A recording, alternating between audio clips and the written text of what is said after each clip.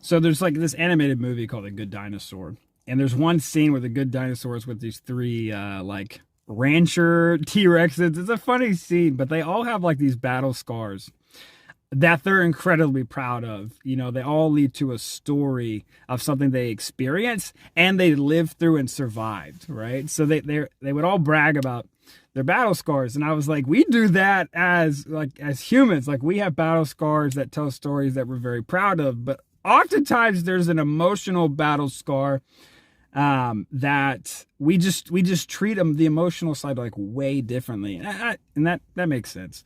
But I wonder if there is a level of healing, even biblically, that the way we treat emotional scars sometimes leads to it prolonging the healing process, right? Keeping it wound and reopening the wound and all these different things that prevent us like moving on and getting stronger from things. You know, like what doesn't kill you makes you stronger. And I think our mindset on these things really, really affects how we bounce back from things. Like imagine, you know, we had a group, a community of people that would gather, and when you would tell a story of how you grew up with narcissistic parents, like someone there would go, you had narcissistic parents and it was that bad and you survived that? Oh my gosh, that's freaking awesome. Well done. Who's next? You?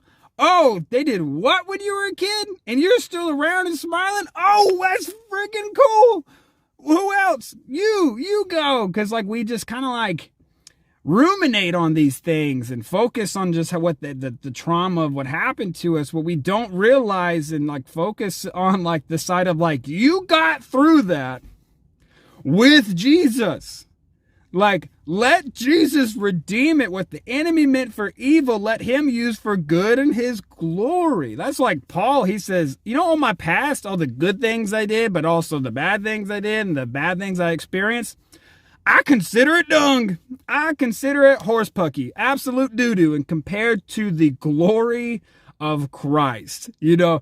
And like, if we're called to gather as a church to stir us up in good works, I wonder if there's a perspective of the emotional scars we've experienced that we're just leaving on the table. There is a place for empathy, 100%. But there's also a place for having a perspective of seeing the incident through the lens of heaven, right? That leads to healing and for our good and God's glory. That doesn't keep us there in that place, right? God wants us to grow and to learn. He doesn't want us stagnant in that memory to prevent us from growing in our walk and our faith.